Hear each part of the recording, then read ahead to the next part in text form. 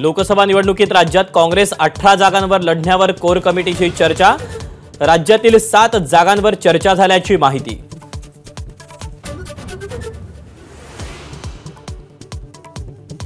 महाविकास आघाडीची उद्या मुंबईत बैठक। उद्याच्या महाविकास आघाडीच्या बैठकीचं वंचितला अजूनही निमंत्रण नाही। निमंत्रणाबाबत अजूनही वंचित सकारात्मक।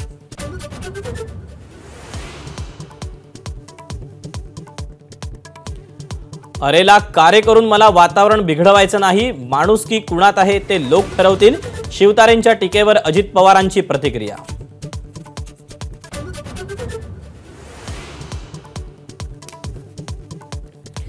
बारामतीत विजय शिवतारेंचा बंडाचा झेंडा कायम। सुनेत्रा पवारांचा पराभव होणार आहे तर मग तिकीट तरी कशाला देता, शिवतारेंचा सवाल। तर अजित पवार गर्विष्ठ माणूस असल्याची ही टीका।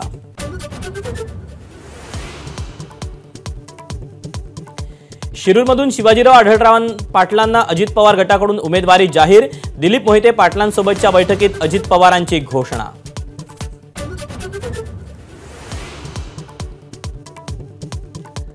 अमरावतीत नवनीत राणांना भाजपची उमेदवारी मिळण्याची शक्यता। नवनीत राणा 5 वर्ष भाजपसोबत राहिल्या।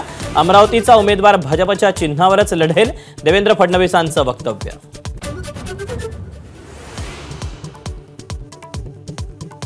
महायुतीतील बारामती लोकसभेचा तिढा सोडवण्यासाठी स्वतः अमित शहांची मध्यस्थी। एबीपी माझाच्या 0 ओव्हर कार्यक्रमात हर्षवर्धन पाटलांची माहिती।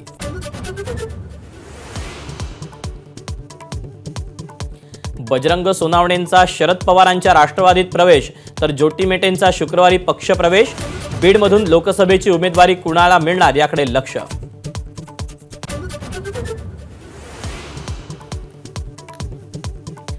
मुंबई महापालिकेच्या आयुक्तपदी भूषण गगराणी यांची नियुक्ती, तर ठाणे महापालिकेच्या आयुक्तपदी सौरभ राव। तर नवी मुंबई पालिका आयुक्तपदाची जबाबदारी कैलास शिंदेंकडे।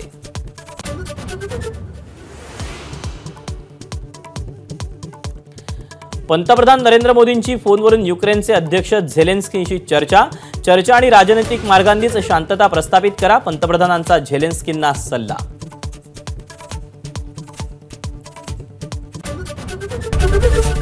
एबीपी माझा, उघडा डोळे बघा नीट।